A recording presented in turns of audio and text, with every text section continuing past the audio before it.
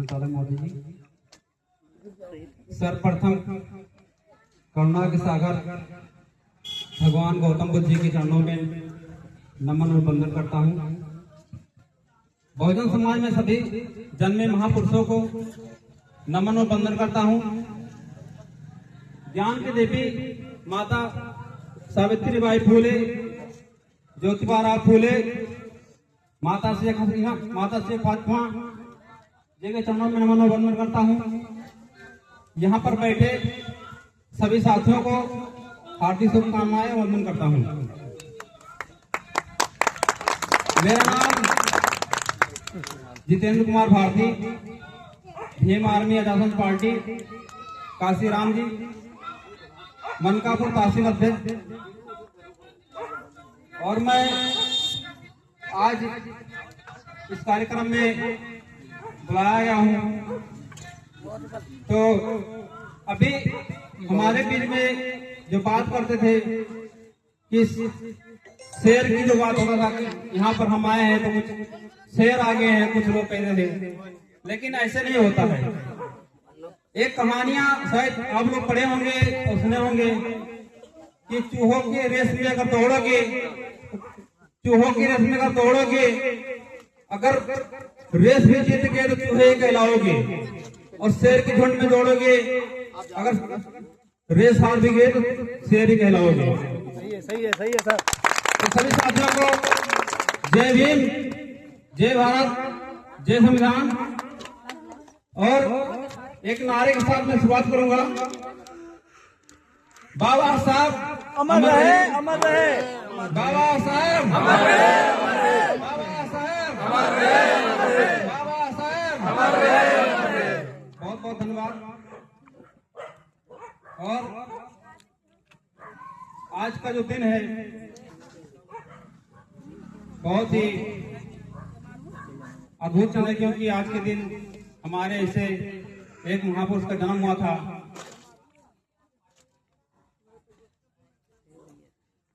नाम उनका नहीं याद आ रहा हमको।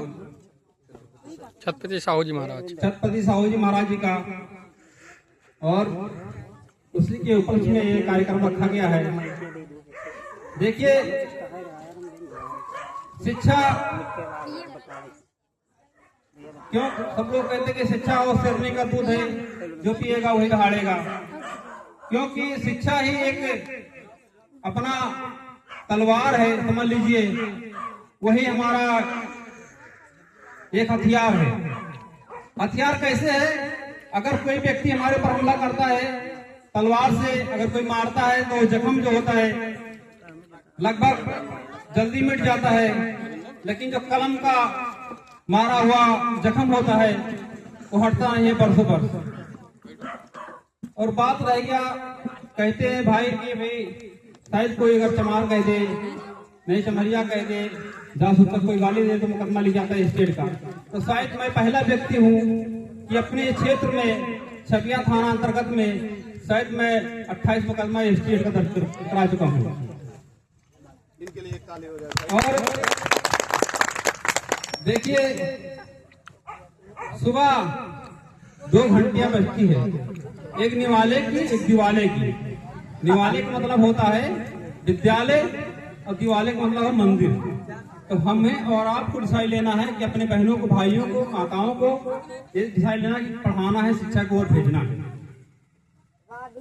तो और मैं एक बात कहना चाहता हूँ कि ऐसे कुछ जो मनोवादी विचारधारा के लोग हैं, जो आए दिन हमारे बुजुर्गों के ऊपर, बहनों के ऊपर, माताओं के ऊपर, बहुजन समाज के सभी साथियों के ऊपर शोषण अत्याचार करते रहते हैं, तो उनको मैं एक ही बात कहना चाहता हूँ कि आए दिन जो संविधान के विरुद्ध बोलते रहते हैं कि अगर अभी जल्दी एक परिवर्तन आ रहा, मतलब कह रहे थे कि 80 बार 400 पार तो हम संविधान बदल देंगे। तो ऐसे कुछ मनोवादी विचारधारा को मैं केवल शायरी के माध्यम से कहना चाहता हूँ।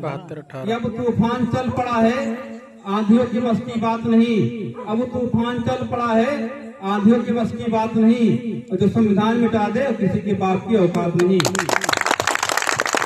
साथियों, 2027 का चुनाव बहुत करीब आ रहा है और हमारा बड़े भाई माननीय नगीना लोकसभा सांसद चंद्रशेखर राज जी, जो उनका आजासन पार्टी अपना है, उस पार्टी में आप लोग जुड़िएगा और जन जन तक, गांव गांव तक, घर घर तक अपने बहनों को, भाइयों को, माताओं को बताइएगा। क्योंकि भाई एक ही वो व्यक्ति है कि जो जमीन से लेकर और पार्लियामेंट तक लड़ाई लड़ता है। और मैं बहुत संगठन देखे, बहुत सी पार्टियां देखें केवल खाली आश्वासन देते हैं, लेकिन भाई कभी भी कहीं भी हमारे Bahujan Samaj SC ST OBC minority के ऊपर कोई शोषण अत्याचार होता है तो भाई खड़े होते हैं, पहुंचते हैं। क्योंकि मैं गौरव विधानसभा का पहला व्यक्ति हूं कि भाई से मैं शायद बहुत ही कई बार मुलाकात भी किया और बहुत लगाव के साथ रहता हूं भाई के साथ। तो आजासन पार्टी माननीय काशीराम जी का ये मजबूत करें और कंधे से कंधा मिलाकर भीम आर्मी आजासन पार्टी के तरफ चलें। और 2027 का चुनाव बहुत करीब आ रहा है, लेकिन अपने तरीका से बहुत नेता आएंगे, लुभाएंगे, आपकी थाली में खाना खाएंगे, कहें कि मैं तो आज यहाँ खाना खाया हूँ, फोटो खिंचाएंगे, वायरल करेंगे। लेकिन अगर मैं सारी कहानी से कहना चाहता हूँ कि अगर कोई घर में घुस के घात करे, भाव मत देना उन गद्दारों को जो घर में घुस के घात करे, भाव मत देना उन गद्दारों को जो घर में घुस के घात करे, और वोट मत देना उन नालायकों को जो संविधान बदलने की बात करे।